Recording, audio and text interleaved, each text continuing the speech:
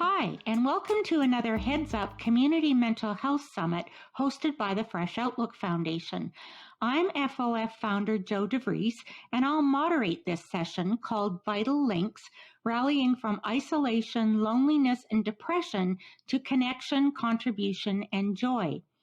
I'm honored to be here with my 7 guests, all from such diverse fields. They're sure to inform, inspire, and mobilize you with their various stories, insights, ideas, and passions. First, we'll hear from each of them individually and then bring them together for a panel discussion. While this is a virtual event for people from across Canada and beyond, I'd like to acknowledge that the Heads Up program originates in the unceded territory of the Silks people in the Okanagan region of British Columbia, Canada. I'd also like to thank our amazing sponsors and grant supporters, because there's no doubt that without you, we wouldn't all be here together. Before I introduce our first storyteller, I'd like to share some background information that highlights the need for this conversation about isolation and loneliness. The human need for social connection goes well beyond survival, where in primitive times we worked collectively to feed and protect ourselves. At our core, we are truly a social species and require human connection to ensure everything from emotional well-being to success in the workplace. Historically, social connection was also the glue that held rural communities together. These connections diminished as people migrated to more densely populated cities looking for better lives. The resulting separation often led to isolation and loneliness and their primary mental health outcomes of depression and anxiety. Disconnection continued to intensify, in part due to the move toward more individualistic thinking, smaller families, more people living alone, an increasing gap between the haves and have-nots, discrimination from racism, ageism, and sexism, and the advent of isolating digital technologies. Most recently, the COVID-19 pandemic has had a huge impact, with some mental health experts saying that social isolation is now epidemic. In short, this is a public health emergency requiring all levels of government to step up now with targeted public policies, upstream mental health care programs, and adequate funding support. Nor can we understate the vital roles of families, workplaces, nonprofit organizations, research groups, and educational institutions. These calls to action are supported by findings from a 2019 Angus Reid poll, where only 14% of Canadians said their social lives were very good. In that same poll, a whopping 62% said they didn't spend enough time with family and friends, and 1 in 5 said they didn't have family or friends they could count on during a personal crisis. Since COVID, these numbers have grown, with youth and seniors being the most affected groups. In the short term, uncertainty, financial instability, and social isolation caused by the pandemic have amplified rates of depression and anxiety. In turn, these have led to higher addiction rates and the incidence of suicidal ideation. Long-term effects are currently being studied, and we'll address those in a future Heads Up podcast. So in short, we'll tackle these isolation and loneliness challenges only if we take them seriously and tackle them together. So setting the stage for these needed conversations is Veronica Marshall-Bernard from the Mi'kmaq First Nation in Nova Scotia. She has an amazing story of the resilience of the human spirit, where her childhood trauma on the reserve sparked a fire for social work in her community and advocacy at the provincial, national, and international levels. Veronica also sits on the board of the Canadian Association of Suicide Prevention, where she uses her experience of lost loved ones to support prevention strategies and programs. Welcome, Veronica. Thanks so much for being here. Thank you, Joe. It's a pleasure to be here and to see all of you. So, Veronica, can you please share your story? It's really quite incredible. Well, I guess going back to the topic around isolation, loneliness, resilience, I guess it started even before my time when you think about with centralization with the First Nations people, where we were displaced and there was some assimilation that had gone on, and then it led into residential school and Indian day school. And a lot of my family had attended it, and I firmly believe that's why we experienced what we had when we were younger, on account of what my family had endured, where the only way that they felt that they could counteract the trauma is by using substances. So growing up from an early age, as far back as I can remember, we had addictions within our home. My father was an alcoholic, as well as my mother. My mother used some other substances as well, and there was a lot of physical neglect, and there was a lot of isolation. And my father went on to do this for quite some time with my mom, and we had a large sibling group, and he left my mom, but upon leaving her, he met someone else who was probably even worse than what my mom had been going through. So the violence continued and the neglect, it worsened, where we had now become a target because of my father's previous relationship. It was sort of taken out on us in all sorts of ways. So I guess from the time we returned home from school, myself and my sister, we would basically be locked in the basement, and sort of like a latch and then a hook, and the light bulbs were removed from the basement, and it was an unfinished basement. It was cold, not really well insulated, and there was 2 beds down there with it was like a bunk bed that had been taken apart. So me and my sister, who's a year older than me, used to have to stay in that basement. And it was from the time, I guess, when the sun was still up, to the time when it would go down, and then when it would come up again. So we just lived out our days in that basement in isolation, and it was very difficult because, we couldn't really see down there, and it was cold, and we had limited clothes, and there was no washroom down there, so we had to use the washroom in the basement. And I guess I didn't understand at the time, but I understand now why it had occurred. I'm not excusing my family's behaviors by any means, but I think a lot of it went back to their upbringing and the trauma that they had endured growing up, that, they didn't really even know how to parent, and their addictions sort of became the center of their worlds, and then we were just in the midst of it.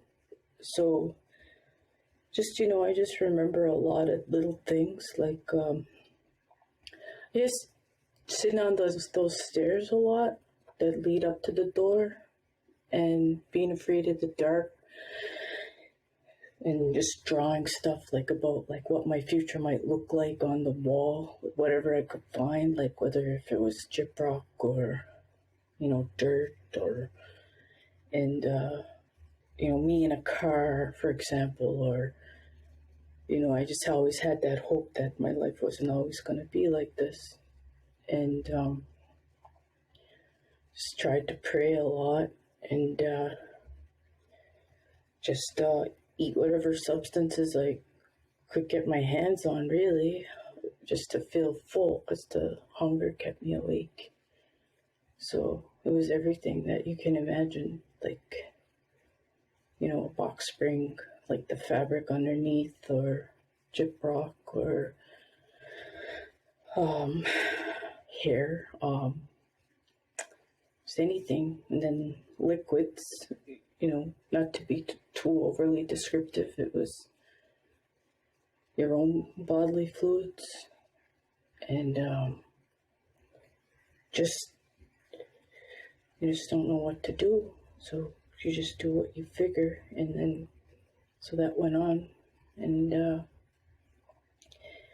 it just continued until, I guess, child welfare got involved different times.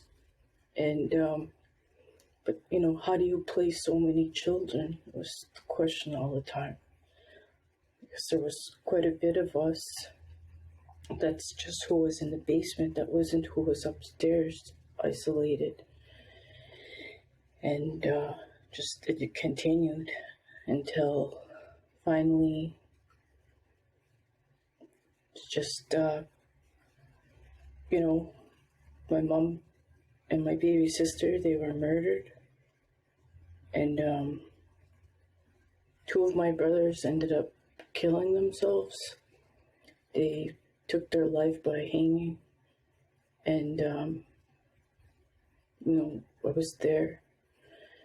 So it just instead of it sparking that anger in me, I felt that I wanted to do something about it, and that's exactly what I did. I instead of feeling like this is my life, this is going to be my brother's legacy, this is going to be my mom's story and my baby sister and all of that, I didn't want to be a product of my past in that way. So I didn't, and I just fought back. So that's sort of a little bit of the beginning of it. Veronica, your story is incredibly inspiring, and I need to know, where does your resilience come from? Well, I think it's innate. I think that biologically, like in my DNA, that, I keep thinking of that phrase, like, we're still here, I'm still here, in spite of whatever. But a lot of my ancestors were leaders and chiefs, and they were really a lot of the women were matriarchs. Two of my grandmothers that I'm named after were really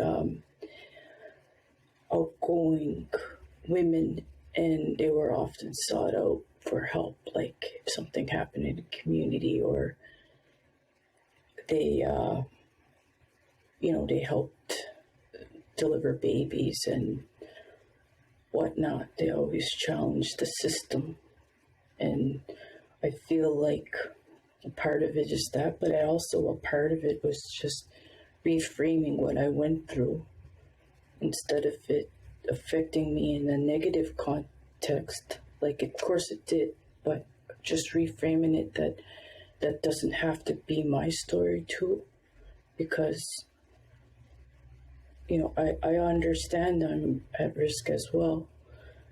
I've been assessed different times, and not sure if you guys are familiar with the ACE score, with adverse childhood experiences. And, anything 4 and up is considered, 4 is out of 10 is considered significant. Well, 10 out of 10. So, but does that have to mean that, I can't survive in this world? I'd like to think not. So I just refuse to look at probability that way. Like I just fight back. Congratulations, and thank you again for sharing. For our first dive into science, I welcome our next guest, Dr. Vincent Aguiapon, who, among many other titles, is a clinical psychiatrist and research scientist at the University of Alberta. I don't have time to tell you about all of Vincent's amazing accomplishments. For those, you can find his bio on the summit page of the FOF website. Today, Vincent will help us explore pre- and post-COVID mental health challenges, related research, and emerging opportunities for optimal care. Thank you, Vincent, for being here. Thank you very much, Joe. And thank you very much for the invitation to participate in this very important summit. I'm deeply touched by Veronica's story, and unfortunately, the sad reality for many Indigenous people across Canada. And I'm deeply touched by her resilience and ability to use what's a rather very unfortunate situation to actually help her community. So thank you very much, Veronica, for participating in this as well. There are many people across Canada who've been so much impacted by the pandemic.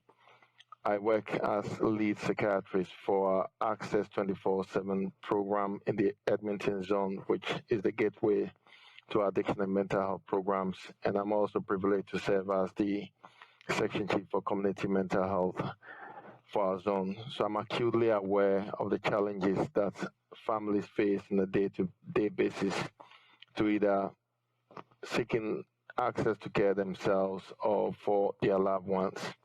I've also been privileged to be a part of a program to support our community through an innovative program, the Text for Hope, which has also had some research base behind it, which surveyed thousands and thousands of Canadians to assess the impact of the pandemic on their psychological well-being. So people certainly are going through a lot during the time of the pandemic, but I'm sure there are many additional stresses which are impacting people's life and impacting, their ability to be able to cope, diminishing their levels of resilience and affecting their overall mental well-being. Those who are most impacted are obviously those who unfortunately have had to isolate because of the pandemic or other related issues.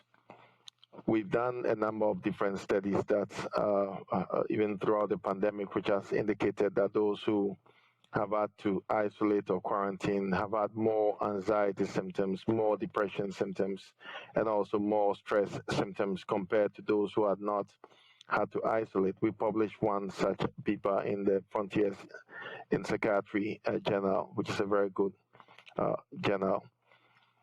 In a time of a pandemic or in a time where people have to isolate, it's critically important that we continue to engage in activities that build our level of resilience. During the wildfire in 2016 in Fort McMurray, we did some studies 6 months after the wildfire, which actually confirmed other research that have been published in this area to show that support from family and friends as well as support from the community is critical during this time of isolation, because we found out that those who reported they had absolute support from family, friends, and their community were about 9 to 13 times protected from experiencing symptoms of anxiety, stress, and depression. So it's absolutely critical during the time of pandemic, during the time of isolation, that community members, family members reach out to each other to provide support, reassurance. It's got nothing to do with ability to provide for their financial needs. Just calling somebody who lives in your community to say, I've not heard from you in about a week, just calling you to see how things are going for you. You'll be doing a lot of good to the individual in terms of protecting their overall psychological well-being. It's always important to do a number of things to help ourselves as well as help in our community. So let's look at some of the things that people can be able to do, to help themselves. Number one, we all know that exercise is critically important for our physical well-being. But there have also been a number of randomized controlled trials which have been published in reputable journals, as well as systematic reviews, which aggregates the results of all the different studies, which suggest that simple exercise, it could be as part of a lifestyle or it could be as part of structured exercise, has a lot of benefit for mental health. Exercise have been found to help improve people's levels of anxiety, reduce levels of depression, reduce levels of stress in ways that probably are comparable to what other psychological and biological interventions can be able to produce. In a time of isolation, you can still participate in exercise. You don't always need to go to the gym or have the excuse that the gym is closed, which is why you are not able to participate in exercise. You can have a YouTube instructor right there in your home, even if you live in a 4-foot square home, who can be able to kind of guide you through some very basic exercises that you can participate in.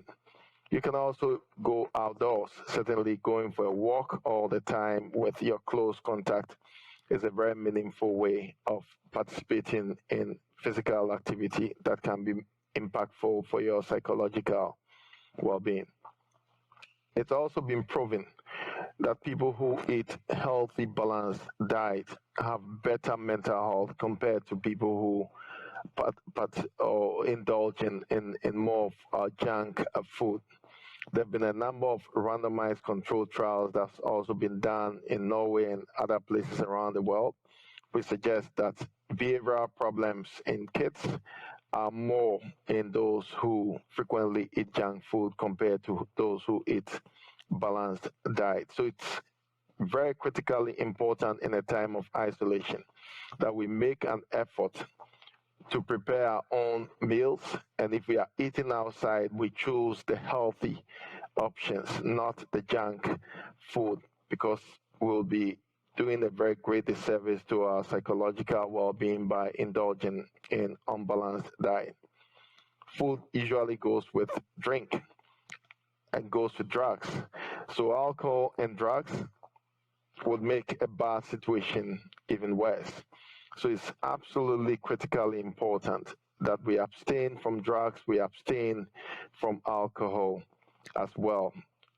Drugs and alcohol can also compromise our immune system, make us more vulnerable or susceptible to catching COVID-19 infection and other infections. And it can also make the prognosis worse if we are unfortunate enough to catch these infections as well. So these are very important things that people can be able to do if they are in isolation. And it takes a very conscious effort of really doing this and encouraging our friends, family, and community members to do this as well. There are other things that we can be able to do to lift up the entire community, like, for example, random acts of kindness. There's actually scientific evidence to suggest that people who engage in random acts of kindness, like, for example, there's an old lady living right next door to you, even offering to go do their groceries for them just out of the blue. It's a very random act of kindness. Can actually improve your own psychological well-being as well as the psychological well-being of the individual who is the beneficiary of that random act of kindness. So in a time of isolation, it's very important for us to think, sit back, reflect, and ask ourselves, who can we be able to impact even as we go through this challenge? Because you are not alone. There are many people who are going through, but you can be of help to somebody. Somebody can be of help to another. Somebody can be of help to you as well.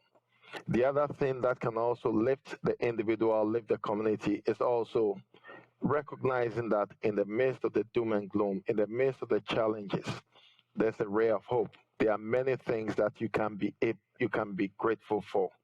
So practicing acts of gratitude, having a list on a day-to-day basis of things that you should be grateful for, and you can be able to find more things that you can be grateful for than all the tragedy that's befallen you or befalling your community or befalling the country and the world at large. You are never in the very worst case scenario, which means wherever you are, somebody really would like to be in that place. There's a story of a man who thought he had nothing in the world, wanted to kill himself. So his plan was to climb a tree and go hang himself on the tree. So he left his sandals at the bottom of the tree, began to climb the tree. He had his rope right with him. And then all of a sudden, he turned to look back. He saw somebody who had no shoes running away with the shoes that he had left behind. He quickly abandoned his plan to hang himself, recognizing that he's not in the worst spot because somebody really likes the spot that he's in, so he has really no business to take his life. So practicing acts of gratitude, looking at the ray of light, looking at something to hold on to, is a very important way in which we can be able to build our own psychological well-being. Thanks, Vincent. Such great practical information you've shared.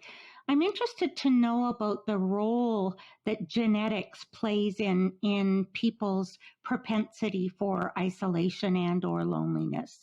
With all different kinds of mental illness, there are a variety of factors that come into play. The biggest or one of the most important certainly is the genetics. People with depression usually have people with depression in their families as well, but it's not a 100% transmittability, which means that the fact that your parents are depressed does not necessarily mean you are going to become depressed, but it increases your likelihood of becoming depressed. So we also have environmental factors. We have social factors. So, for example, if somebody loses a job, loses a family member, those are stresses which can act on an individual's mental well-being and tip them into depression. But those who have the genetic vulnerability are more likely to, if there's any stressor, become more depressed or more anxious compared to somebody who does not have the genetic vulnerability. So the genetics is very, very important component. And certainly if you have people who are entering into isolation and have the increased genetic vulnerability, then they are more likely to have the mental health consequences as well, suffer from the mental health consequences as well. Our next perspective comes from Dr. Mary Bartram, a policy director with the Mental Health Commission of Canada.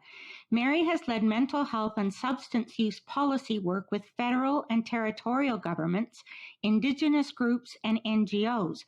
Most recently, she led a COVID-19 policy research project on the mental health impacts of the pandemic. Today, she'll focus on potential national strategies for reducing isolation and loneliness and success stories of where that's being done in other countries. So good to have you here, Mary. Thank you.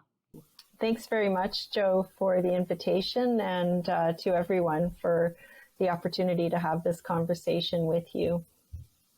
So tell us about your work and what you're finding.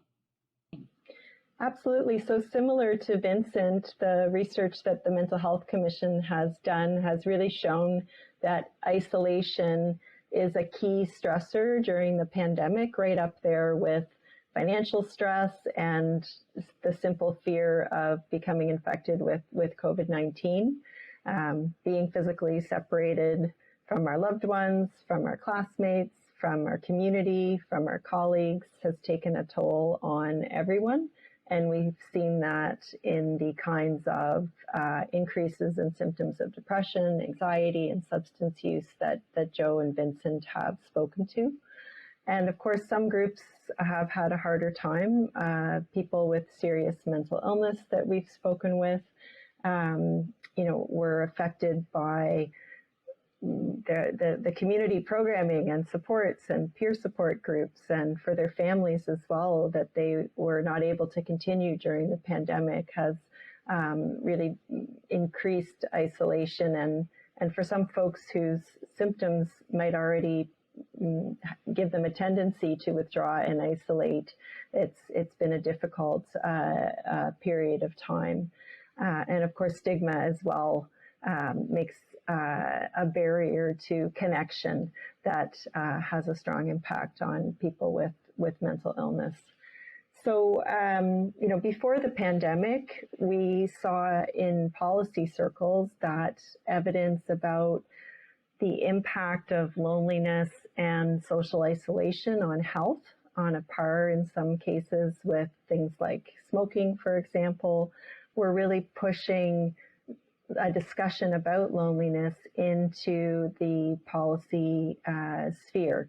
And I'll talk a little bit about some of the initiatives in the UK and Australia, and then take a look at how might this play out? How could this be adapted here in Canada? So in the UK in 2016, there was a really big national conversation. There was actually a commission on loneliness. It was named after Jo Cox, who was the member of parliament who was actually murdered in 2016. So in her honor, this commission took place. I believe she'd spearheaded it beforehand. And out of that came something called a connected society, which is the loneliness strategy in the United Kingdom. It's headed up by a new federal minister there for loneliness. So we have that change as well. And I'll just mention a few of the highlights from that strategy. It promotes connections at all levels of society through campaigns. So for example, during the pandemic, they had a Let's Talk Loneliness campaign that was underway. Secondly, that the strategy features pretty major investments for community organizations, which are really the glue that fosters social connection at the community level. It included a push on building evidence by measuring loneliness through national surveys and other types of evaluation of different types of health and mental health programming. It had a focus on almost like a loneliness in all policies approach. So looking at the impact of various policies, whether it's things like how parks are designed and so on, what impact did that have on social connection and on the potential to combat loneliness? And then the social prescribing piece is also a key plank of the loneliness strategy in the United Kingdom. So, if you go to see your doctor, because you're feeling low or feeling maybe you've got a health issue, you may come away with a social prescription to join a community group alongside of medication prescription, or maybe instead of a prescription for medication. In Australia, it's just a little bit behind what's happening in the United Kingdom. So as we often see between Australia and the UK and Canada and other countries in the OECD, sometimes what happens in one country sparks a discussion in another country. So in Australia, there's been a coalition promoting the idea of a national loneliness strategy in Australia. So they put out a major report just last year, and it really makes a case for the kinds of initiatives that are underway in the United Kingdom. And because of the pandemic, this report came out during the pandemic, it added urgency because of the kinds of impacts of public health measures on the population. And currently, there's a proposal before Parliament to invest, it's 5 million over 3 years, Australian dollars, to launch a national loneliness strategy. So what's the potential here in Canada? You know, the trend of these recent initiatives in Australia and the UK really starts with building coalitions of community organizations, government agencies, advocates, and volunteers to raise awareness about loneliness and to really focus on what's possible and what could be done from an evidence-based perspective. And certainly here in Canada, the pandemic has heightened concern among governments and advocates and across the mental health sector and many parts of society about the impact of social isolation. So could something similar to what's happened in the UK be launched here? You know, is there a need for a loneliness strategy, and is there what's called a policy window for advancing something similar in the Canadian context? So as we know, here in Canada, when it comes to health and health policy, our federal system creates some interesting challenges and opportunities. So a loneliness strategy here could be led by the federal government, but would need buy-in from provincial and territorial governments to have impact.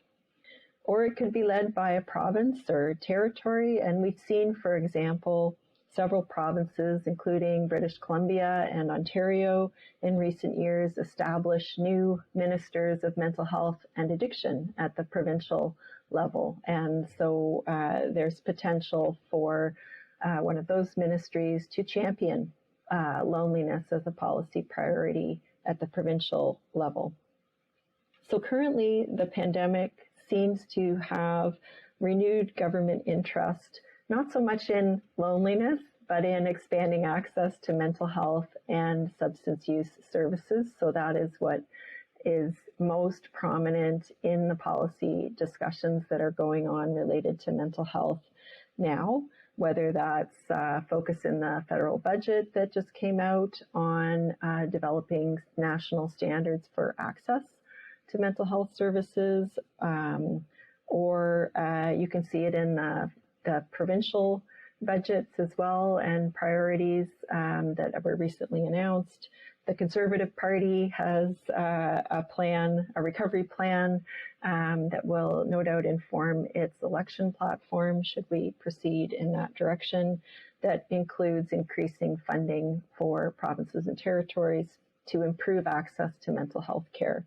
So it will be interesting to see what emerges should we indeed go into an election in the fall. And certainly there is lots of room for discussions like this and for advocates and for community organizations to expand the conversation about the role of loneliness and what is needed to provide more social connection and support at all levels of society. Mary, thank you. You're doing such great work. I just have a question. What about the impacts of isolation and loneliness on immigrants and racialized populations? Are you doing any research in those areas?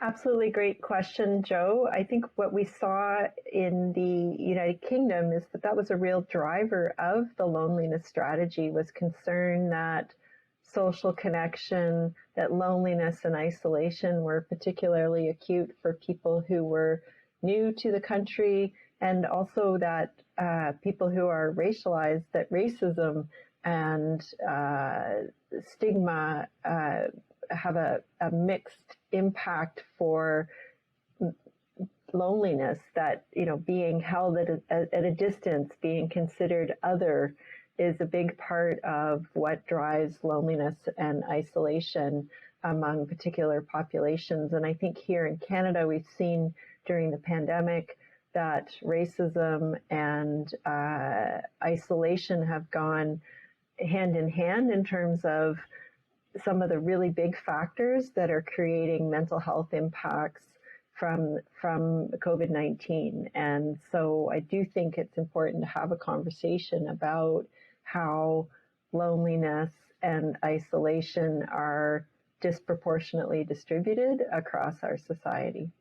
Thanks, Mary. Great information. During FOF's first podcast, which is about upstream mental health, I learned about men's sheds, which originated in Australia to bring older men together for purposeful friendship. The first Canadian chapter was formed by Doug Mackey in Winnipeg in 2010, and now there are a number of them across the country. To tell us more about this great organization is Art Post, chair of the Okanagan Kelowna chapter. Thanks for joining us, Art. Good afternoon, and thank you for pulling this together, Joe. I would like to, first of all, thank our Indigenous people that are represented here for allowing us to be here and to share the space on this country.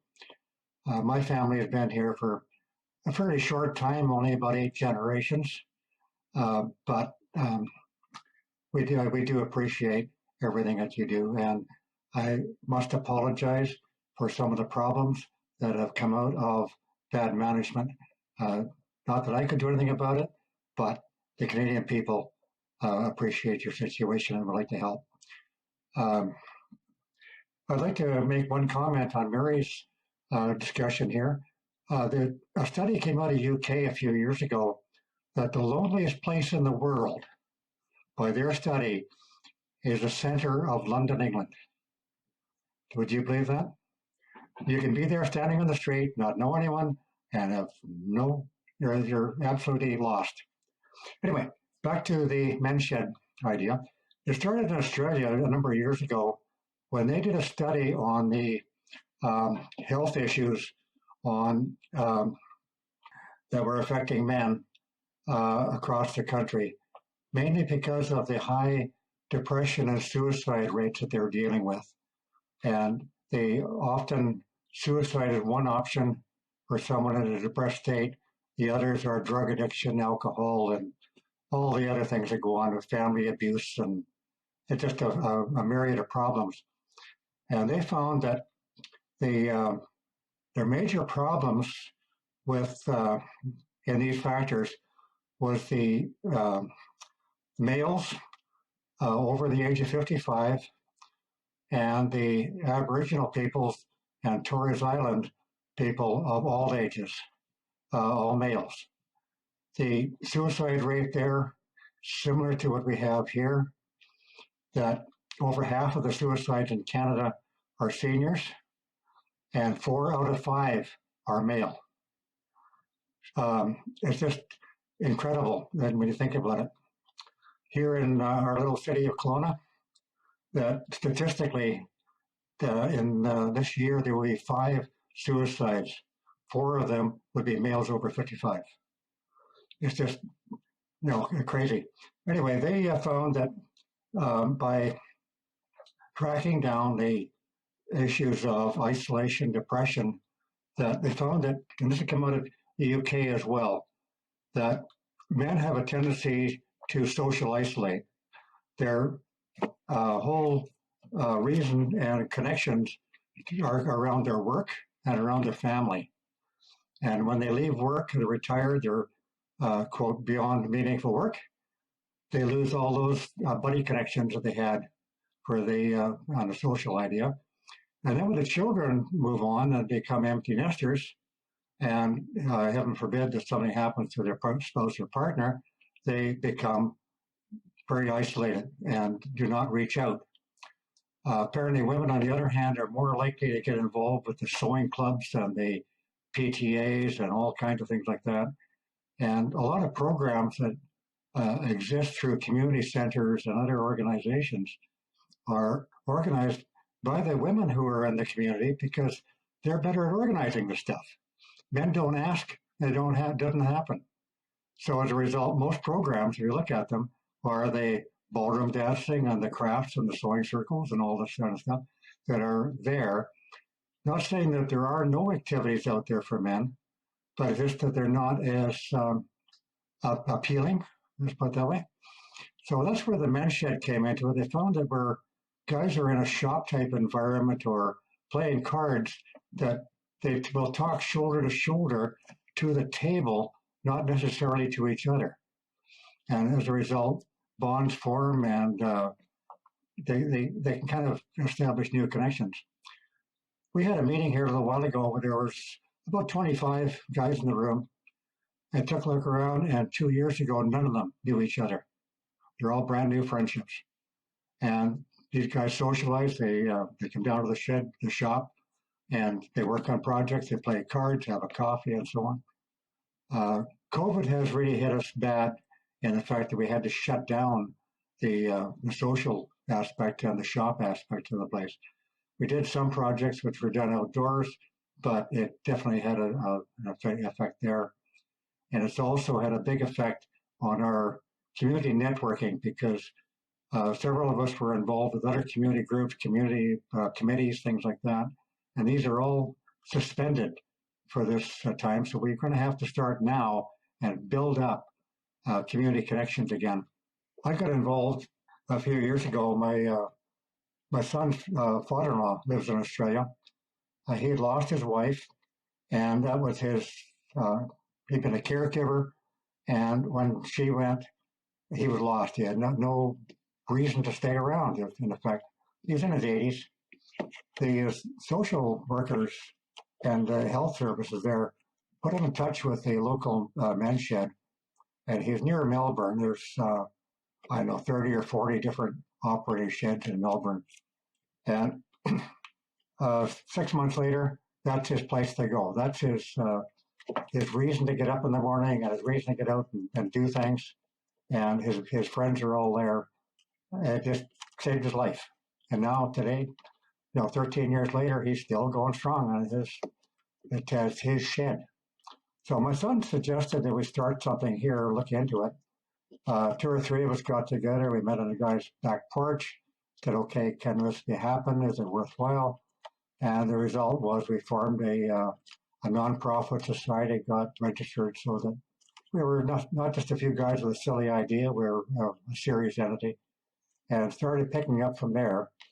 On our last tally, we had about 80 members here in Kelowna. We have gone through growing from meeting in a coffee shop at a food fair in the mall to now we have a shop, which is and a social area, lunchroom that's part of a 19-acre farm. So we're doing work with them there, and doing a lot of projects. The guys have got a couple of things going right now, building boxes for the food bank, wheelchair accessible planters for this Food for Thought garden program. And we're helping out to make the things better in the community and make it possible for these other organizations that are doing a lot of good work to do things in a more economical manner, because we can volunteer time. We don't have to worry about paying carpenters' rates to drive a nail. The guys can volunteer to do that. So it's been a success on that regard. We do have a few members who has made a major difference in their life. One of our fellows, he's now passed away just because of other problems, but he came to us when we first started, and he said, I'm lost. He says, I just don't know what I'm going to do. I'm dealing with the health services counseling, mental health counseling, and it helps, but I need to find something to do, something that's got a reason to stick around here. And he joined our group. Turns out he's was an extremely knowledgeable craftsman, multi-talented, and he had a shop building that he was prepared to donate. And unfortunately, I ran into his other half, his partner, had a hoarding issue and filled his shop full of plastic bags, full of all kinds of stuff. So he couldn't do it. And he joined our group. We got involved, and he started teaching other fellows, and found that his skills had a value. He couldn't use them directly himself, but he could share and pass these on. And it just turned right around. And the guy actually told us one time that his health counselor with Interior Health, I believe, told him that if you have a choice of going and joining the guys down at the shop, do that. It'll do you more good than sitting here talking to me. And that, to me, was a big plus from our that we're doing the right thing. Other than the fact that Australia and other countries like Ireland and Great Britain have had great success with the Men's Shed movement, and there are a lot of government support. I believe Australia reduced their budget last year for men to support the Men's Shed program. They reduced it to 10 million. Canada, if we doubled it, we still have zero. We do have some help through programs like the New Horizons for Seniors. That's been a big help. And the Gavin Grant, we have an application out there, but that is our source of funding at the moment. And it makes it really difficult to keep it affordable and keep the lights on and pay the rent. If we can get any kind of help on that, it would be a big thing. And I would like to make an offer to the two ladies here from the Indigenous communities that Australia's had good success with adapting, not imposing, but adapting the Men's Shed concept to issues with their Aboriginal and Torres Islanders. The biggest difference would be that instead of having activities which are, call them traditional trades and European-based, they're very cultural sensitive. And each band, I'm not sure if they could use the word tribe, each of the nations has a slightly different culture, and that needs to be recognized and worked with. So it's a very sensitive thing, and that's the reason I haven't gone too far with asking about it here. But I think it's something we should open a conversation on. And I think we can help other people besides our senior men in our community. I think the problems are similar. The answers are maybe a little different, but I think we can do it. Thanks so much, Art. Such a cool project. Maybe Mary can help you connect with government folks, and you can connect with Veronica and Tanya about perhaps helping them understand better the potential for men's sheds in their communities. Next up is Tanya Dick, a First Nations health practitioner and advocate who for 18 years has worked as a rural and remote nurse specializing in emergency and Indigenous care. She is an elected representative of the First Nations Health Council of BC, where she services and advocates for 15 Kwakwaka'wakw First Nations communities. I'm sorry, Tanya, for butchering that. Tanya is also an adjunct professor with the University of British Columbia and a member of the BC government-appointed task force that's exploring Indigenous-specific racism and discrimination in BC healthcare. Welcome, Tanya, and thanks for joining us. It's such a pleasure to be here. Thanks for having me. Oh, you're so welcome. My pleasure. So why don't you tell us, share your perspective on this? It's been an interesting year and a half, year and a bit, particularly being in the front lines, really advocating for First Nations communities around healthcare access, healthcare services during COVID times. So not only am I able to see them kind of in crisis situations, but able to kind of follow up and see them in their day-to-day kind of struggles, adapting and coping with COVID and the restrictions and the needs to do things differently to make us safer as individuals, as families, as communities, and as a province and nation.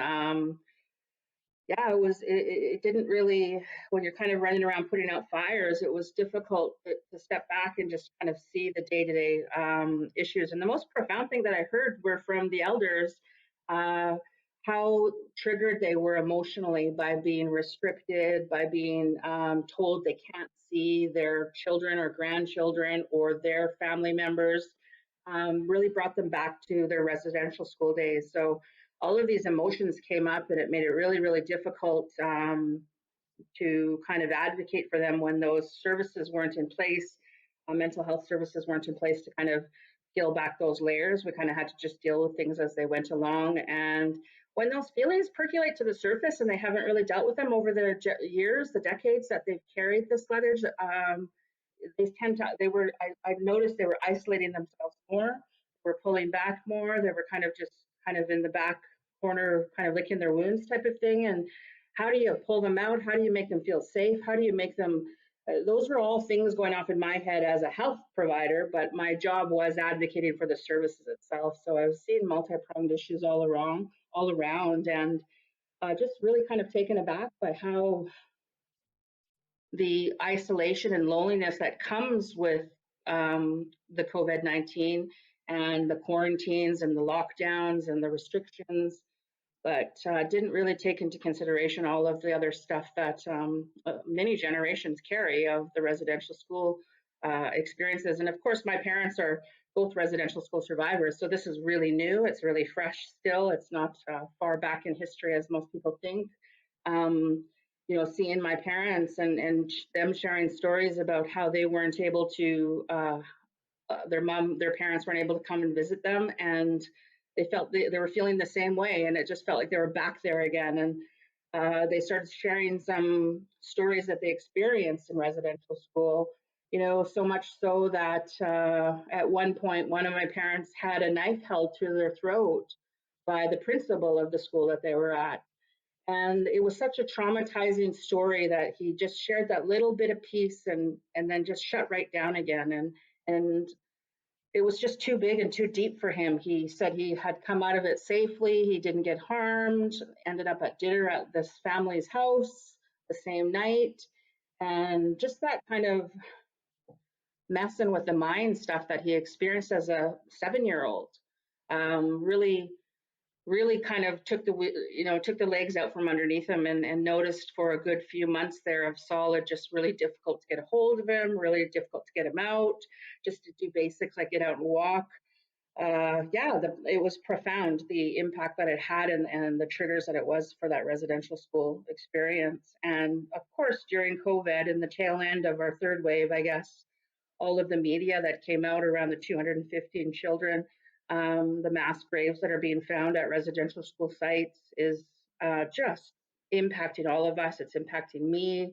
I find myself kind of struggling with emotions and feelings around it. And it's so overwhelming. And then having kind of external people and friends and colleagues and systems kind of trying to pull on you as much as possible to help get us through this as a society, while I'm trying to ground myself and find my own kind of what my feelings are and what the baggage is that I'm carrying through that intergenerational trauma, just was overwhelming. It made me want to just kind of hide and push everybody away, and so I can find some time to breathe and try and compartmentalize things so I can function again. But really challenged by my parents and my grandparents that we actually sit down and talk about this, that we don't compartmentalize, and really try and keep peeling back the layers. And I thought that was profound because it's been so deeply embedded to my parents and my grandparents that this is a topic we don't talk about. So that's a shift. It's a big shift. It's a big change. And it was a challenge, and it was not something that came very comfortable to me. And I know you times that by 1,000 for my parents who experienced what they experienced in residential school. I think before COVID and before the pandemic that we had difficulties with healthcare services and as Indigenous peoples, basic access to services. The services may be there, but the services may not be culturally safe, culturally competent, really are quite dangerous, really leave our people coming away from that experience or that point of access more harmed and feeling the sting of maybe a racist or a discriminatory or a judgmentally visit to whoever they're seeing, that they come home and they kind of are feeling what they're feeling from that, and then they don't want to go back. So they just kind of get sicker and sicker at home and then isolate themselves from the overall system and society around healthcare services. And then when it comes critical and crisis, they're brought into a merge, and then we have to deal with it at that point. So that was before COVID. And the trust issues that we have as Indigenous people with the overall health system has been the difficult one to get buy-in at the community level, especially in a pandemic crisis. We have to do this. This is the best thing for us. This is the best thing for you. This is the best thing for your family. It's the best thing for your community. And it's just kind of that same what I've experienced in the communities that I've visited, it's like there's that immediate lack of trust there and wanting to isolate from what's kind of these overall, both provincial, national, world kind of thoughts and processes that are supposed to protect us and stop this kind of virus in its tracks. So I had to work a little extra hard around that. I think we were overall isolated and I wouldn't say lonely, but we're definitely isolated when it comes to accessing healthcare services. It's like a tiered system. We get kind of second, third world conditions given to us as Indigenous people.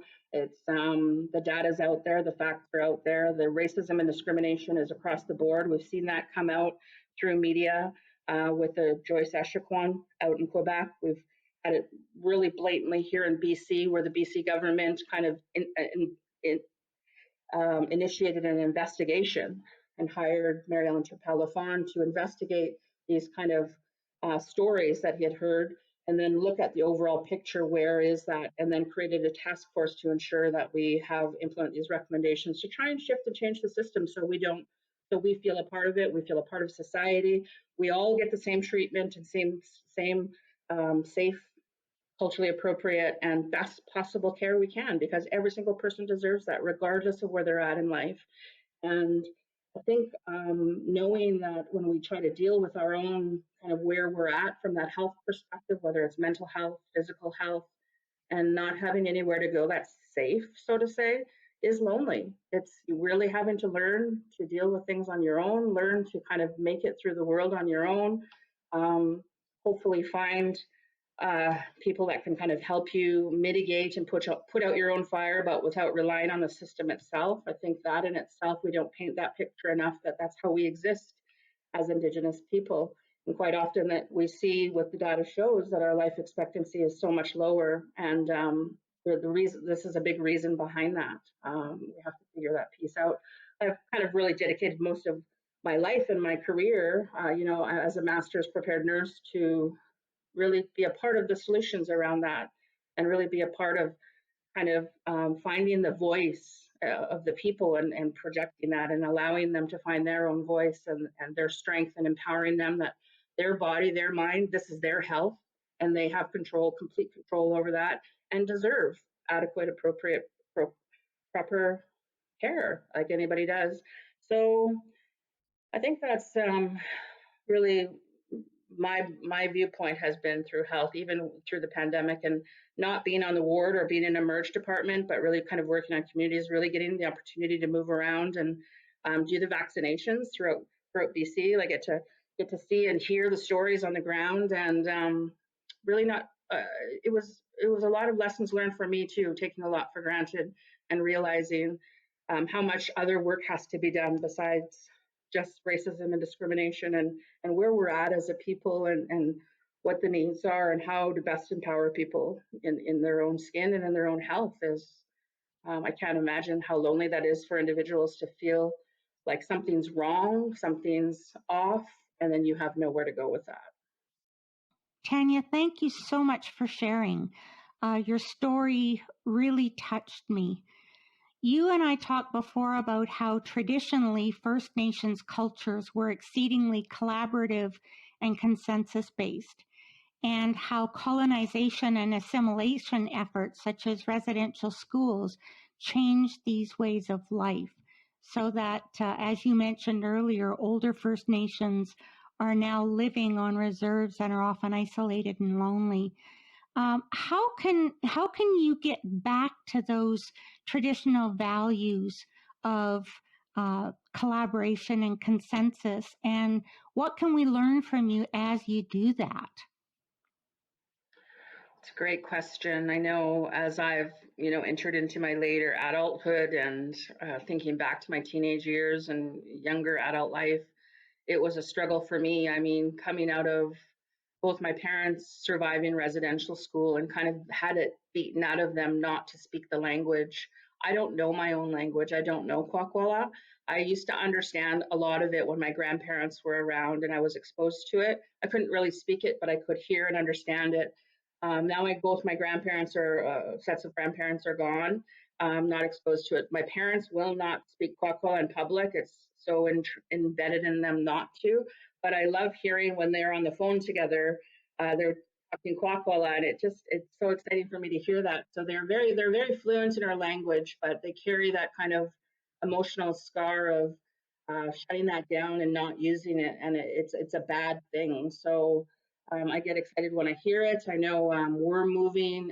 We have a younger generation below me who are really into social media, the kind of technology piece of it, recording and taping as much as we can of our elders who do speak the language, who are fluent, who have that kind of traditional knowledge, who practice those kind of ways of being and knowing in the village that were connected to the land. We were very collaborative. We were a thriving people. We were a healthy people.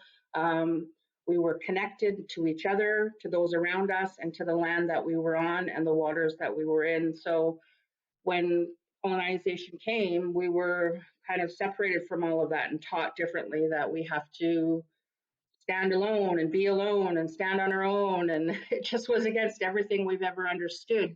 And when they arrived, we're calling our kind of traditional laws and ways of dealing with things in the big house or through the potlatch or through any of our traditional practices as kind of savage and heathen and the wrong way, without even having that kind of open mind to realize, oh, this actually works for them.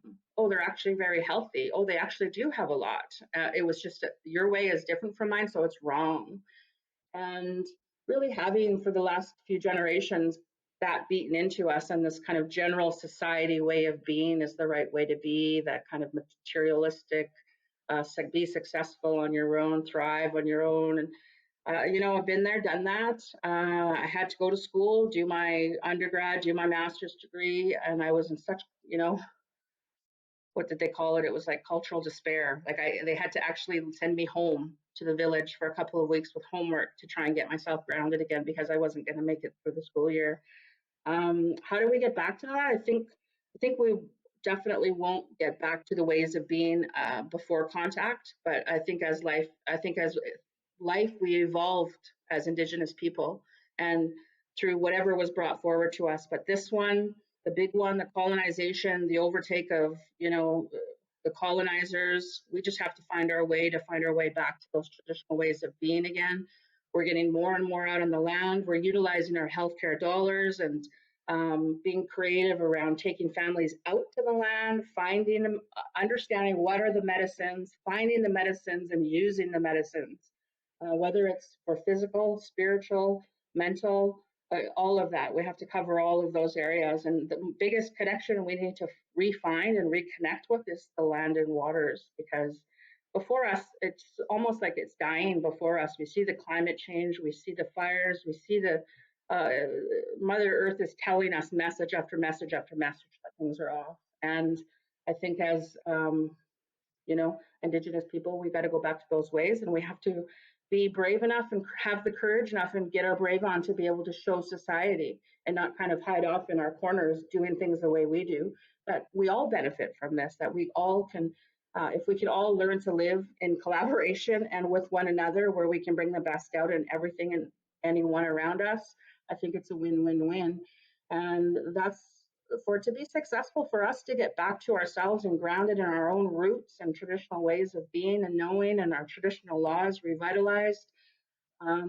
We have to be given the space. We have to be given the opportunity. It has to be open minds in the general school systems as we teach our children, all of our children, history, teach all of our children different ways of being and how we can live together even though we do things differently, or our creators are different, but maybe they're the same, but they're just named differently. We don't know. But just that open-minded, I think we can do what we can do as Indigenous people to empower ourselves, find our feet, and stand up on our own.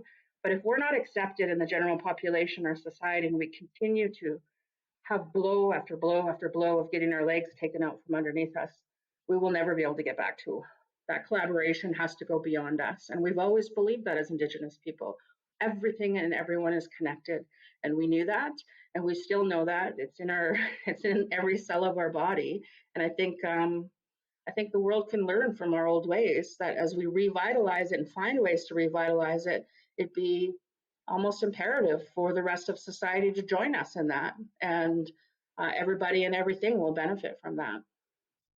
For some people, computers and related technology contribute to isolation and loneliness.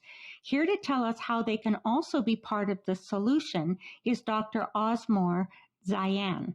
Two of the many hats he wears are as Professor of Computing Science at the University of Alberta and Scientific Director of the Alberta Machine Intelligence Institute.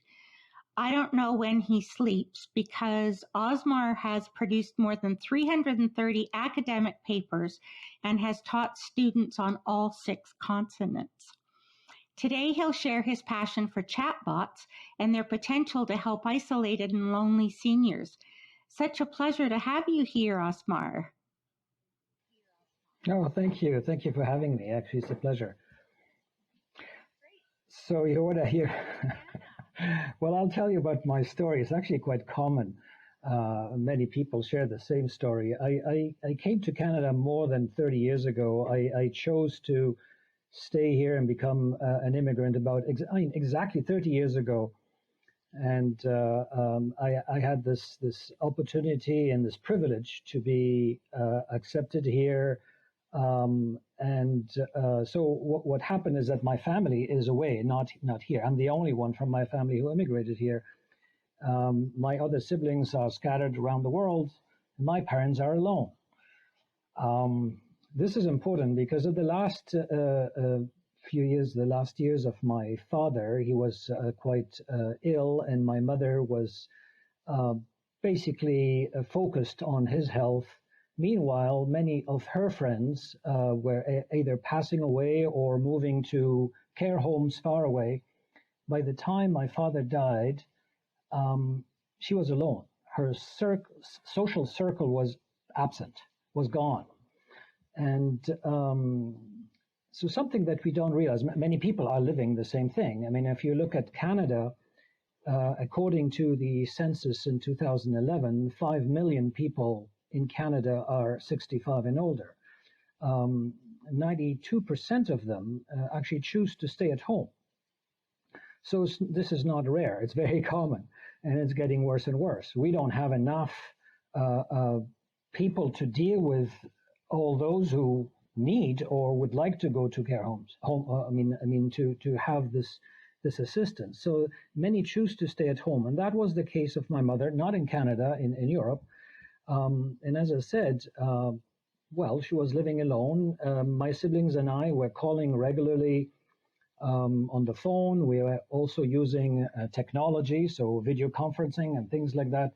It's not that trivial for the elderly because they change the interface all the time. They cater to the young people, not to the elderly. So adapting to these changes is actually a big challenge.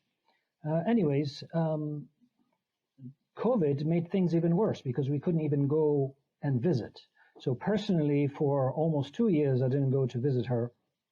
And recently I went there to help her get the vaccination. And I ended up staying for a very long time because I realized this loneliness created other issues.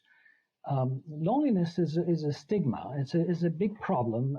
People who are lonely don't necessarily want to share the fact that they are feeling lonely. And that's an issue. It becomes a vicious circle. And in the case of my mother, I could see it. She was creating a facade. When you call on the phone or when you talk by video conferencing, you don't realize that there are issues in the background. But when I went there, living on a day-to-day basis for some time, I realized there were issues. And for example, dementia started to settle. So what I'm working on, from about a few years ago, I decided, because of the story of my mother living far away, I realized that there are many seniors who have this problem. I was thinking about building this chatbot that allows seniors to talk to somebody. Well, we cannot replace a human being.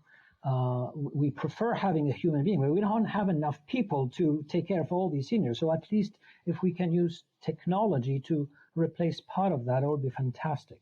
So one has to know that most of these chatbots that exist, whether these are the smart speakers, Alexa, Siri, or whatever, there are many of them, they're mainly what we call task-oriented chatbots. So they're designed to be able to answer to some questions, like can you book me I don't know, can you buy a ticket for this concert, or book a table at a restaurant, or what's the capital of Alberta? You can ask factoid questions, or you can ask some imperative to do some tasks.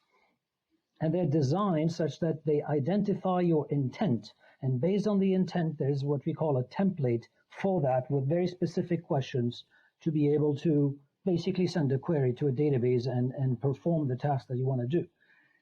A chatbot for the elderly is completely different. What they want to do is want to chit-chat. They want to talk about their grandkids. They want to talk about what they ate last night, about a movie they watched, about the weather. It's not what the current chatbots are doing. And basically, that's what I'm designing, something that can have an open-ended conversation. Not only that, it can also detect dementia, it can also detect depression, and so raise flags to the caregiver, to a doctor or family members. It can also do different tasks like reading books, like taking notes for dictation. So people want to write letters or the biography or whatever, tell their story about their lives. Yeah, so that's the kind of chatbot that I'm currently designing. And that was before COVID, before this issue with confinement and so forth. But I realized that it can be useful for many, many more people than just the elderly. That's in a nutshell. Great. Well, tell us about Anna. Anna is for automated nursing agent. We called it Anna because it's easy to say in many languages. Anna is a conversational agent that generates responses. So, as I said, for task-oriented chatbots, they identify the intent. Like, for example, my intent is to reserve a table at a restaurant. Then if that intent is discovered, there's a template for it where I have what we call slots. So in order to make a reservation at a restaurant, I need to know the type of restaurant, I need to know the time, I need to know how many people, and so forth, these things. So these slots will lead to questions. So the chatbot will say, oh, for how many people? What kind of food do you want to eat? Things like that. So it looks natural, but actually these questions are already pre-programmed. In my case, the chatbot learns how to respond to some utterances. So you have a dialogue that is happening, and it predicts what is the next sentence it should say. So it's never the same. It's just a sentence that is generated automatically, that is grammatically correct, and it's on topic. And we learn this using techniques called machine learning. We provide many texts, let's say dialogues, from all sorts of sources, and the system learns to predict this next sentence from a set of utterances. And yeah, so what we try to do is also keep it on topic so that the chatbot is not hallucinating. If I'm trying to talk about, let's say, food and restaurants, I don't want the chatbot to start talking about soccer or the weather. I'm talking about food. So it stays on topic. Also, the chatbot discovers, so we again use machine learning to identify the emotions that are expressed in the utterances. And then it learns how to respond to these emotions. So if I say, my neighbor fell and broke her hip, it's a sad sad sentence, and basically I need to show empathy. I need to show surprise. It's a surprise. Oh, she fell. So we teach the chatbot to be emotionally intelligent. Also, this is something we're trying to do, is to discover or identify how can I say this? Not just joy, but fun and making jokes, things like that. So that it looks like a human talking, not just a machine talking. So it becomes fun, and we can. This companionship is not just companionship; it's friendship as well. The system is also learning the context of the person, so it adapts to the person, knowing that the neighbor is George, and the neighbor likes watching, I don't know, hockey. The neighbor is allergic to peanuts. So this information is collected during the conversation, so that later when you say, George is coming, I know it's the neighbor, and George, we will watch soccer together, or maybe the chatbot will suggest, there is actually in the program some soccer or whatever, and I'd like to make some cookies, and then the chatbot can suggest some recipes for cookies, but make sure that there's no peanut in the cookies because the neighbor is allergic. So it is smart, intelligent, but it needs to keep some information during the conversation. It collects what we call entities. It recognizes entities in the sentences and relationships in the sentences, because we need to talk about family. So son of, or father of, or all the relationships that we have in families. Thanks so much. That's so exciting. I'm sure there are some people who worry about being that slippery slope to robots taking over the world. Well, this one is a friendly one. Oh, good. Good. Our final presenter, Taylor McKee, is a mixed-race student, musician, and mental health advocate heading into her third year at UBC, where she studies music and psychology.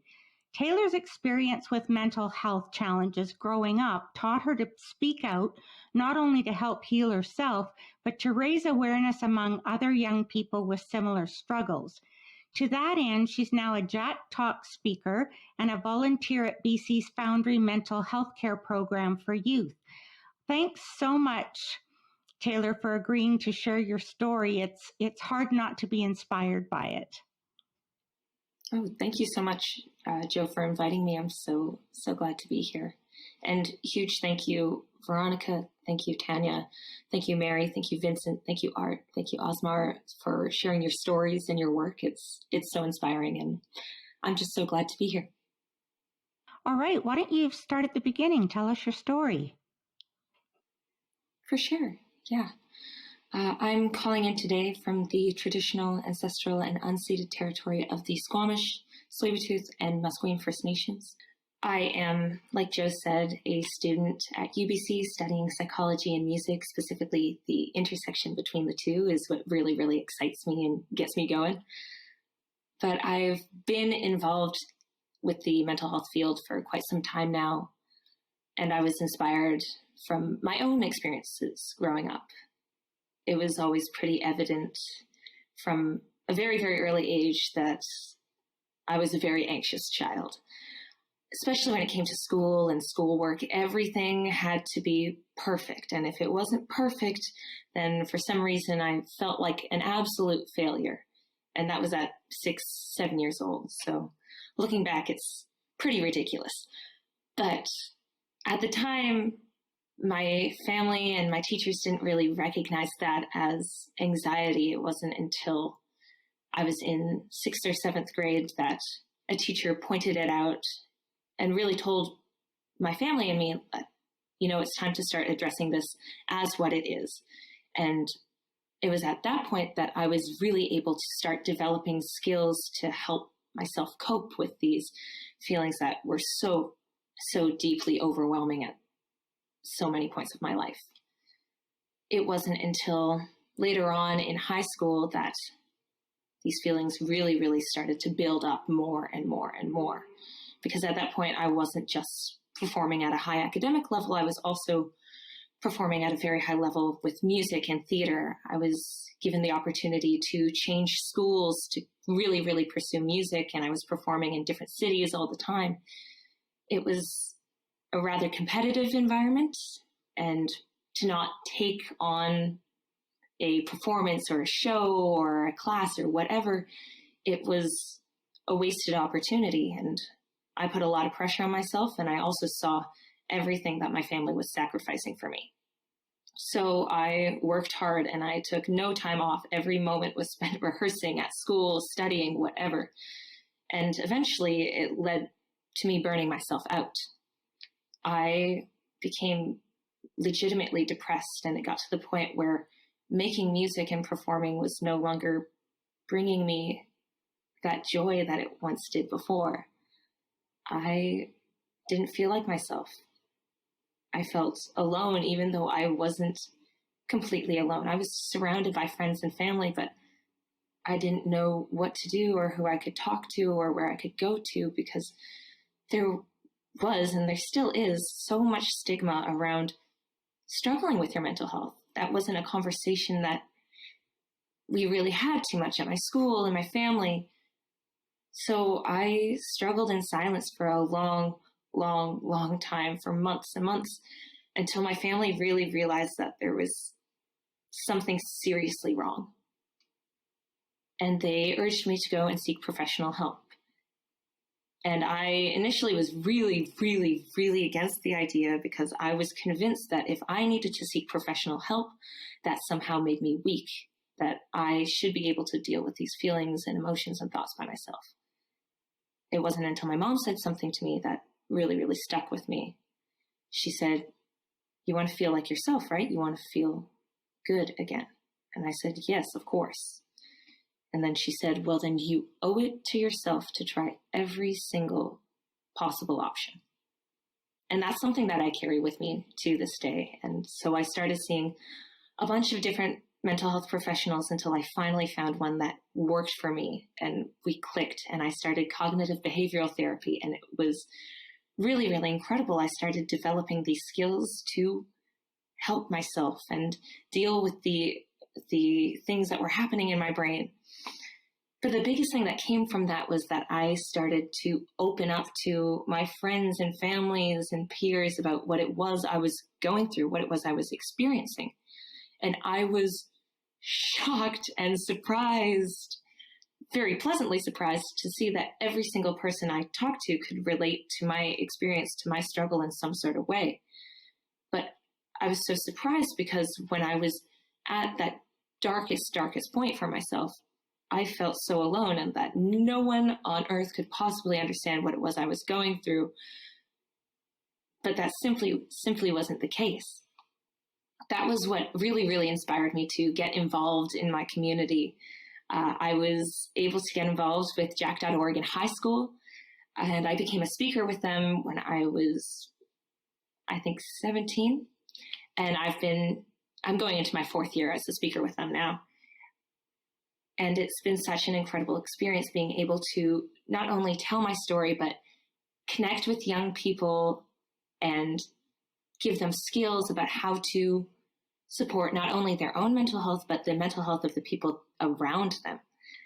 It's been really incredible to find this incredible community of young leaders who are so passionate about sparking change for mental health in their communities. Because at Jack.org, we know that with so many things, young people have always been at the forefront of social change, and that giving young people these opportunities is the first step. Such a great story, Taylor. Thank you for sharing. I'm interested to know, we called this summit Rallying from Isolation, Loneliness, and Depression to Connection, Contribution, and Joy. I'm really interested to know from your perspective how important the contribution piece of that formula is. How has all of your volunteer work contributed to your healing, and how does that set you up for your plans for the future? That's a wonderful question. I definitely come from a very community-minded family. It's something that I come by very honestly. Both of my parents were very involved in their communities growing up, and still to this day. My grandparents, all of my family. So I have always seen the inherent value of volunteering, how meaningful it is to give back to the community that has given so much to you. And I think it's given me a real sense of purpose and sense of belonging, which is something that we're all always craving, but especially due to COVID and isolation, that sense of community is more necessary than ever. So I think that contributing and volunteering in that way is a really, really wonderful way to find that connection to fight isolation. We'll now move into the panel discussion where we'll dig deeper into these amazing folks' brains. The first topic I'd like to sort of address is the societal contributors to isolation and loneliness. And I'd like to start with stigma. I know a few of you have mentioned that already. In every summit and podcast, we ask about stigma. It's that big an issue. So I'm interested to know, in your worlds, how are you seeing isolated or lonely people being stigmatized? What does that look like? And how do you think we can best address that? I can start. I mean, I think stigma at its root is us and them thinking that there's us here and them there. And in the mental health sector, you know, the importance of breaking down that us and them thinking and recognizing that all of us have mental health, and that loneliness or mental health problems or mental illness are so common that they affect everyone and are likely to affect each and every one of us at some point in our life in some way, is a really important message for breaking that down. And yet we still struggle.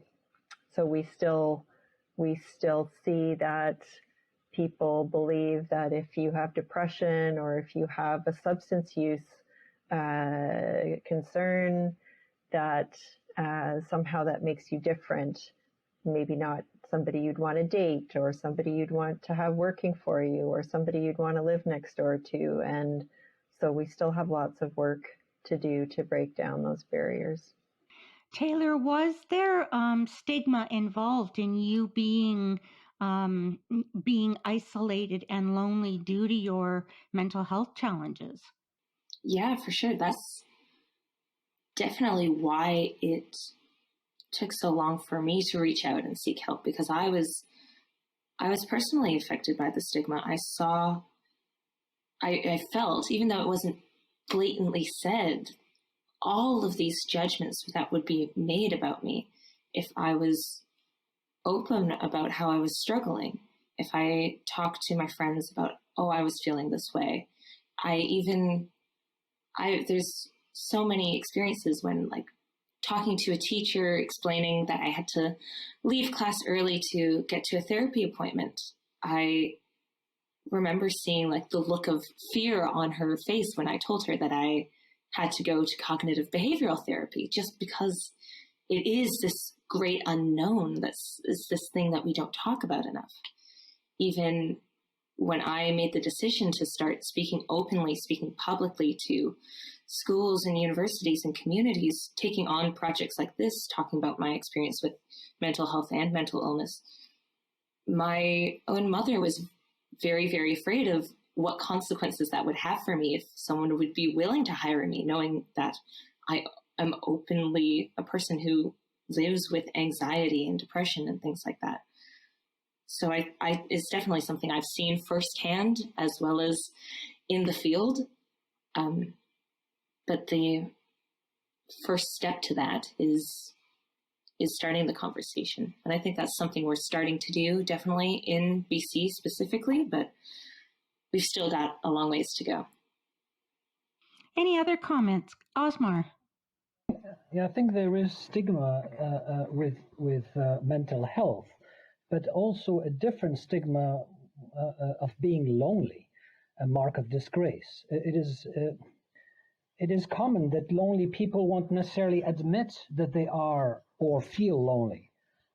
There is a perception that people generally view lonely people negatively, a stereotype, basically. That lonely people are lonely for a reason. They have a mental health issue, they are people with problems, they have negative energy, they are antisocial.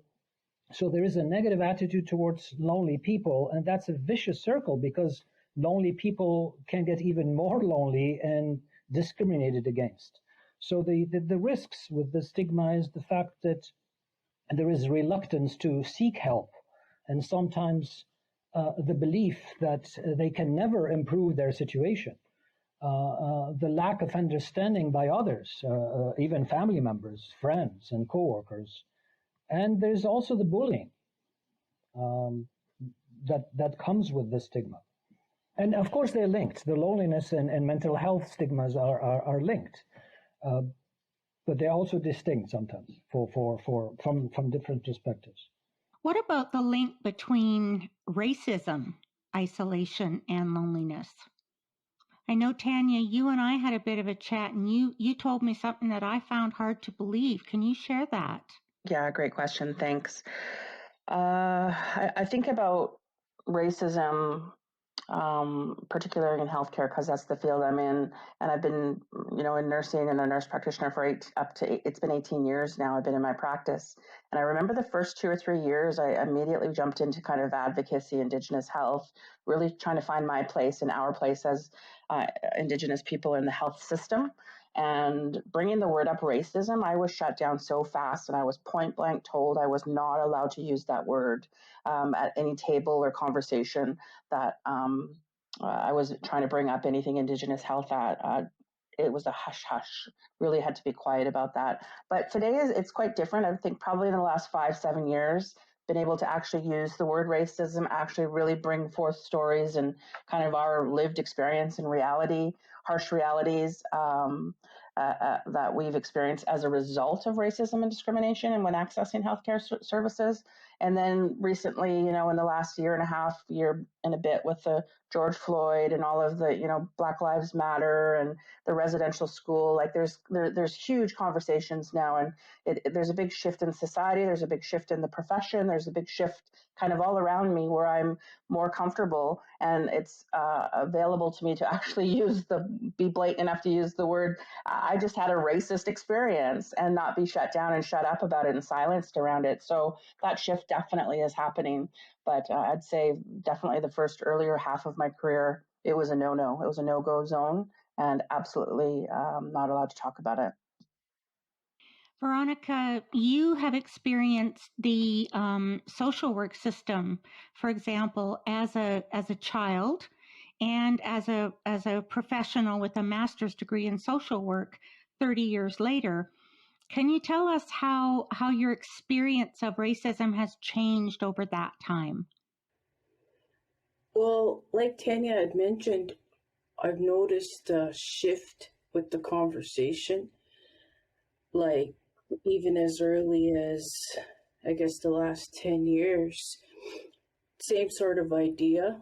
The organization I worked for in the past, and I'll say it because I feel like when you withhold, then there's no resolve. So anyway, due to my appearance, I feel like sometimes I didn't quite fit in with, let's say, the Mi'kmaq population because of my my background with my grandmother. So anyway, I noticed at the organization I was at before, there was a lot of ignorance around, like, dealing with First Nations children that are in care and families and around addictions, and they didn't understand the history. And even with me, like, we had contact, obviously, with other people of different ethnicities, hence why I have, like, skin and blonde hair. And anyway, I feel like a lot of education around, like, that cultural sensitivity needed to happen, because let's say my concept or your concept of clean was different for someone else, and the kids could be looked after and everything else could be fine. However, I've witnessed social workers make note of some uncleanliness or something with structure, or even being called a token Indian. And I just, but it's only, I feel like I said, not talking about these things didn't work. Just like the conversations that are happening today, right now, I feel like all of these things I hold is not mine to keep.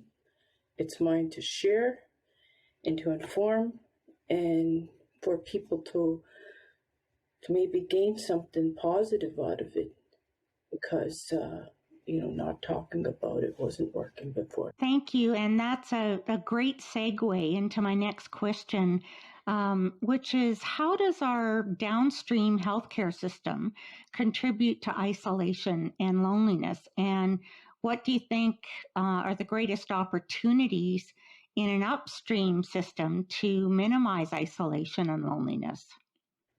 I'll give you an example. Last year, when COVID had struck and a lot of people shifted to telehealth and online counseling, or sometimes nothing at all. I had one individual tell me that they had a referral in January of 2020 that was made, and it was deemed urgent, and their next appointment wouldn't have been till September of 2020. And in hearing that, the beauty of me being here at this health center is a lot of my referrals come from our nurse practitioner, or doctors, psychiatrists. I bridge that gap. So there is no wait time. So what I'm finding is that there's an influx of clients, because I feel like not just due to COVID, but also I think just with that availability, we didn't have that resource before. This position was vacant for over 3.5 years in our reserve.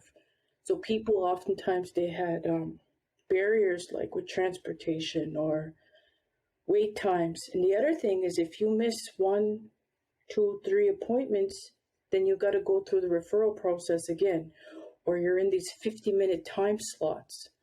I believe that you start when you start and you finish when you finish. And you can kind of assess as you're talking if, you have almost like a little bit of a completion with the sessions. So I feel like because of my background, it's really helped me, like I said, tailor my practice to our people in an effective way versus the westernized way of doing things. Yeah, I think I would echo what Veronica said. Obviously, long wait times impedes people's speedy access to mental health counseling and services in ways that we can actually help people in other ways. For example, if you take traditional addiction and mental health programs, when people are referred, the default is to put them on a wait list waiting for the next available therapist.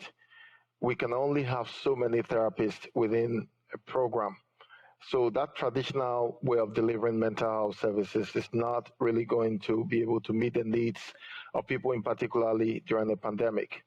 I mean, I arrived in Edmonton as section chief, I think in 2016, and there was a wait list of about 4 months for people to access a mental health therapist. So I asked several questions of several people. Why don't we, when people contact our services, rather than assign them immediately to a mental health therapist to be seen in 4 months, why don't we create several groups group therapy sessions. It could be exercise, could be group CBT, could be supportive counseling. Then that becomes the default where people go into. And in the course of participating in those groups, those who not either benefit or those who, for some reason, it could be due to social anxiety, we offer them the individual therapy sessions. We also ask, why can't we use technology to bridge the gap in access? And which is why I'm excited with some of the work that Osman is doing. So we launched what we call the Tech for Support program. Anybody that's contacting our addiction and mental health program, we put them into a support text message program, which had a bank of various messages which were targeted specifically at their presenting complaints. So we have a bank of messages for depression, anxiety, stress, addiction, personality disorders. So that service kicks in on the day that people actually contact our addiction and mental health program, whilst they're on a wait list. And we've done several studies which suggest that people actually get better with things like this. For example, about 80% of the people who've consistently subscribed to our Text for Mood and Text for Hope programs reported they felt connected to a support system. So I think it's important for mainstream mental health programs to think outside the box. The traditional ways of delivering mental health services are not really fit for purpose, in particular in a pandemic or when there's a crisis situation. For example, the wildfires that are going on in BC. If you are to be able to give each and every one therapist to do sessions with, you need more therapists than are available for that particular community. So we've got to think outside the box, introduce more group therapy sessions, introduce more technology to bridge the gap, and create more such programs. So I think in addition to thinking differently about how mental health and health services are delivered, going upstream is, in my mind, is at least as much, if not more, about strengthening community networks. And, you know, the fact that Art talked about how doubling its funding would mean it was still zero is a good example to me of how we, and I think this is somewhat a particularly Canadian problem, but not exclusively, we have a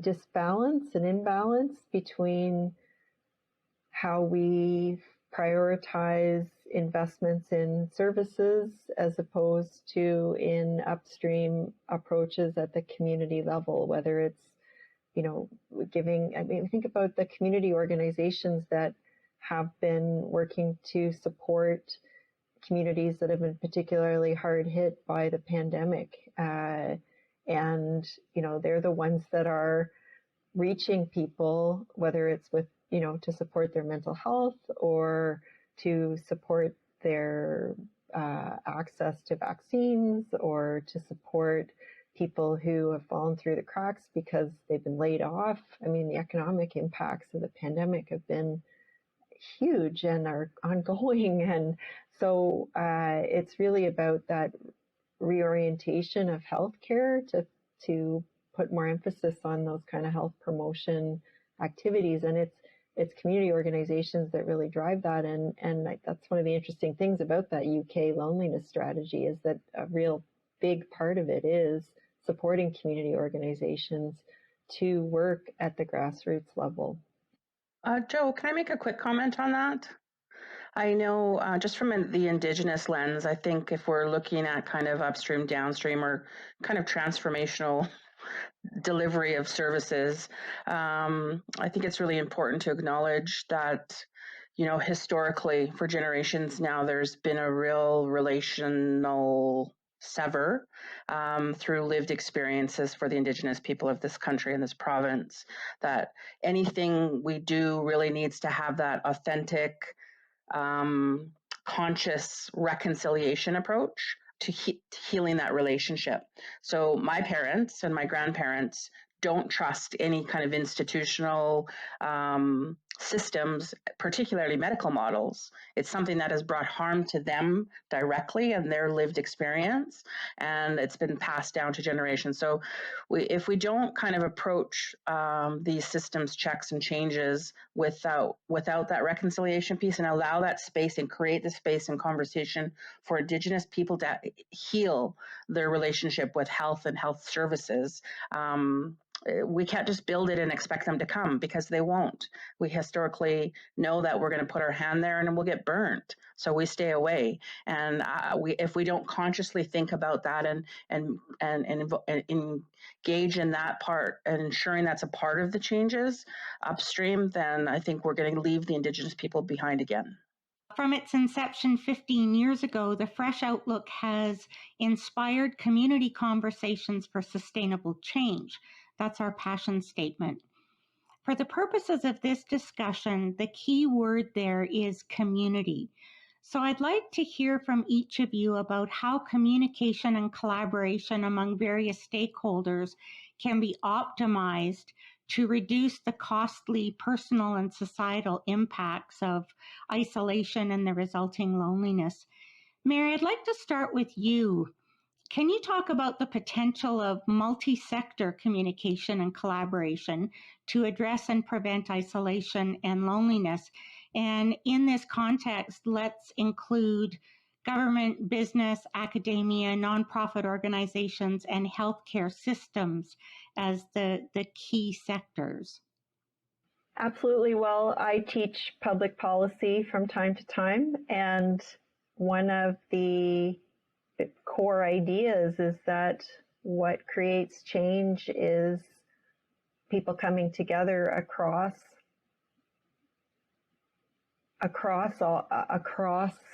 sectors, across, between governments and the public, advocacy organizations, business people, people from education, people from healthcare, younger people and older people, everybody in between. And it's when people start rowing in the same direction that you can open windows for policy change. And so I think we've certainly seen that with mental health.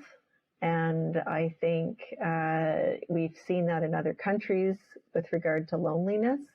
And I think that potential is here as well to create a conversation that has all of those bridges and connections across sectors. That is, that's a social movement. That's a powerful thing, and that can mobilize governments, but it can also mobilize ordinary people and community organizations. So I do think there is that potential when it comes to making a difference in loneliness and social isolation. Osmar, your chatbot research project is a collaboration among people from many fields and from different parts of the world. Can you tell us more about why that's so important? I have been at the University of Alberta for more than 20 years, and my experience tells me that for a research project to have a better chance of success, you need interdisciplinary and multidisciplinary collaboration. Otherwise, you have only one perspective. So you need different perspectives to have a better chance of success and improve things. And that applies to everything, even the issue of loneliness. So for this particular project of Anna, of course, I don't have all the knowledge. I need to collaborate with people in geriatric. I need to collaborate with people in psychiatry. I need to collaborate with people who are specializing in natural language, with people in AI, and so forth. So without this collaboration, things can succeed, but they have a smaller chance of success. All right. So Taylor, this question is for you and Art. Art, you mentioned earlier about the importance of bridging the gap between youth and seniors. From your perspective, Taylor, how can we foster those generational relationships? And Art, your sort of practical outlook on how we can do that as well. Yeah, I love this question. This is something that I've seen play out firsthand in my family, and it's something that's so important to me.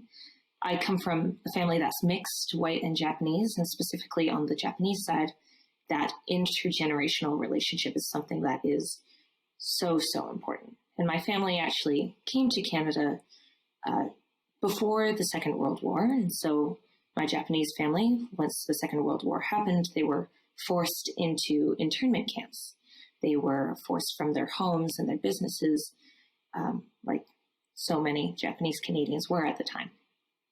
And that forced my family to assimilate with Western culture and caused a lot of trauma as a result of being racialized. My grandma was born in that camp and knew from a very young age that she was not welcome in this country despite being a Canadian citizen.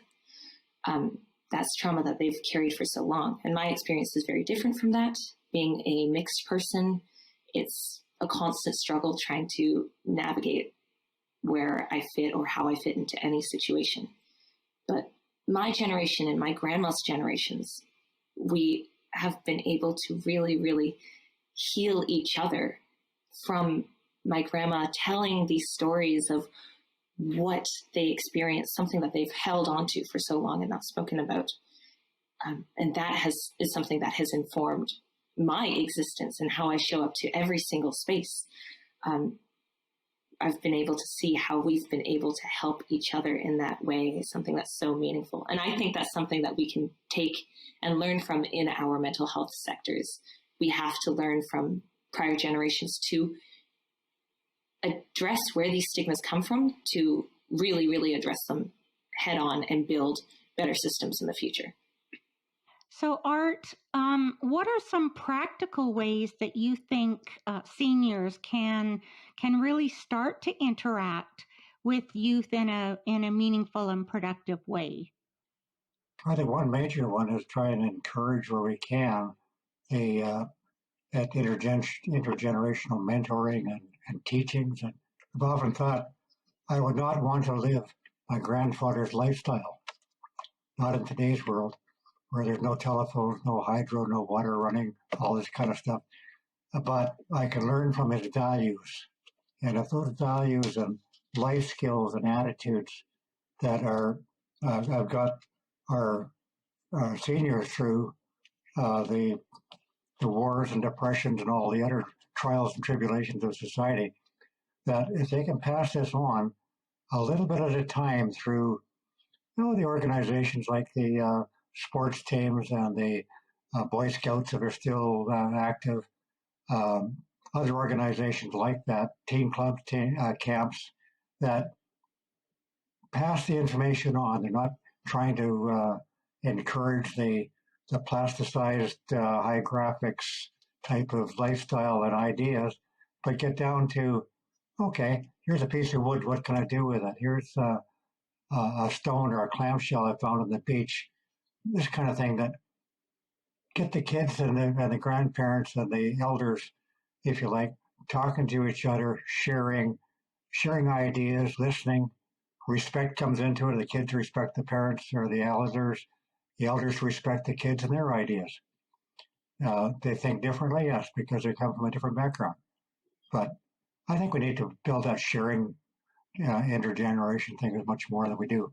Veronica and Tanya, now I know we've touched on cross-cultural communication and collaboration and how important that will be in our efforts to expedite positive change. I'm wondering if you have any practical ideas as to how we could do that. Sure.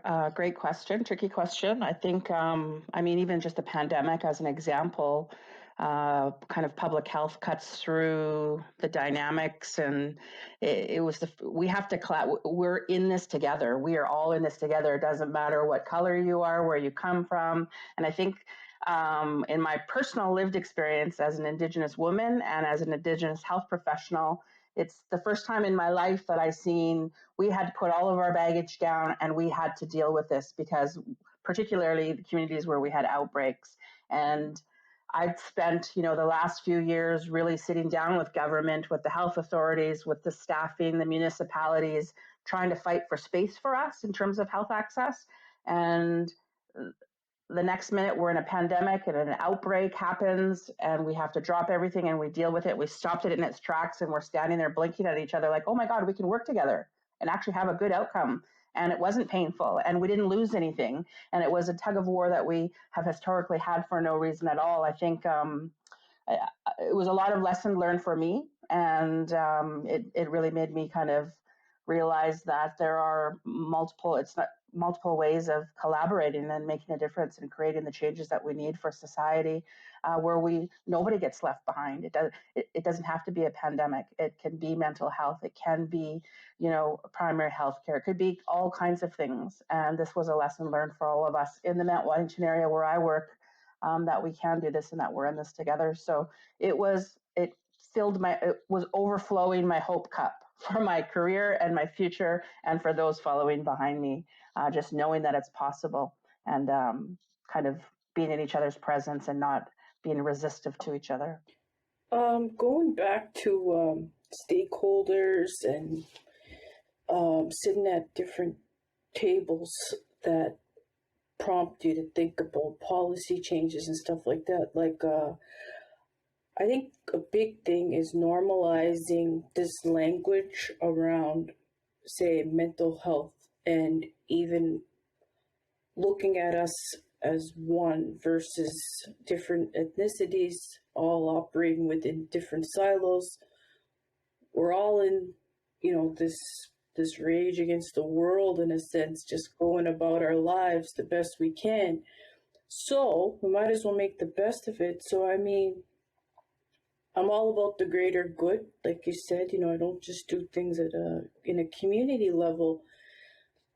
I go right to the top because of that belief that, if I know something that can be of service to others, why is it mine to keep? Or like Art mentioned about this mentorship thing. I'm a firm believer on seeking out your elders. I'm a firm believer in going back in order to go forward, whether it's dealing with things from before or even stuff from generations before me. Lost cultural practices, land-based healing. I'm a hunter, I'm a fisher woman, I guess you could say. And I think even being open to those types of concepts as a method of healing, instead of more this clinical piece that you have these 50-minute time slots and you're not allowed to miss more than 3 sessions. So, I've helped develop cultural camps, moose camps, elder retreats, youth retreats, did a number of conferences, and just all goes back to, I guess, just having that openness that, being open to other concepts and adopting having that consideration when you asked about adopting things around, let's say, even practicing like around smudging and healing. Like there's a science to that people, they could benefit from. To me, it shouldn't just be First Nations. I think it should be for everyone, but just a lot there. Vincent, final question about communication and collaboration, and this is a practical solution as well. I know in the healthcare system there's a slow move toward integrative medicine, meaning that healthcare professionals work together to provide a person's care. What might that look like in cases where isolation and loneliness are serious issues? We know that in most provinces, we do have public health officials visit seniors to provide a different range of services. Similarly, we have seniors that may have mental health issues as well and may be connected to community mental health services. So there may be financial and social issues that these individuals are also experiencing. So it's not really possible for just one service or one agency to meet the needs of any individual person that's going through isolation. So it calls certainly for collaboration. It calls for coordinated approach to care, where the mental health services, the family or primary care services, the public health services, the social services all come together to harmonize or unify the kind of services that they provide for those who may be experiencing isolation. We know that any contact at all improves the mental health of an individual. So it may well be that the contact from a social worker may well be doing the same thing as the contact that a mental health therapist who might have visited, the patient may do. So if we kind of harmonize the kind of contact that we have for the patient, then we can be able to reach more people rather than acting in silos and probably duplicating, the kind of services that we provide for patients. In closing, I'd like each of you to pretend that you're standing in front of a mixed audience of, say, 1,000 people from all sectors, ages, cultures, abilities, and genders. In one word or one sentence, what would you share about what you've learned that could help them move from isolation, loneliness, and depression to connection, contribution, and joy? Veronica, let's start with you. It's important to note that you don't have to be a product of your past in a negative sense, that you could channel your energy into productivity and positivity instead of falling victim to what says otherwise. A problem shared is a problem halved. So the more people you connect with, talk to, share your story, you diminish the problems that you have, including the isolation. For me, it comes down to no more us and them, that we need to break down us and them thinking on both ends. Keep it simple. I think if we concentrate on the things we have in common rather than fight over the things that make us different, I think we can accomplish a lot. Well, in short, loneliness should not be a taboo. One needs to talk about it, share experiences, and seek assistance when feeling lonely. Though it seems like the hardest thing to do and the most uncomfortable thing to do, like step into it and be in it. Step into it, because I'm right here and I'll always be here for you. And that message I give to anybody that comes across my path. And we just have to learn to help each other and not run away from it. I would love to let the audience know that even in your loneliness, even in your isolation, you're not alone in that, and that you can find belonging and purpose and yourself within your community. In closing, a huge thank you to all our guests. For these amazing people's bios and contact info, visit our summit page at freshoutlookfoundation.org. Please help us further spread these valuable ideas by sharing the summit link with your family, friends, classmates, colleagues, or anyone else you think might benefit from the information. Also, a big thank you to our sponsors for this summit, whose support is incredibly appreciated. And thank you to you out there for joining us. I look forward to connecting again during a future summit or a Heads Up podcast. For ongoing program alerts, subscribe to our e-newsletter at freshoutlookfoundation.org or follow us on Facebook and Twitter. Thanks again to all. Goodbye and hope to see you soon.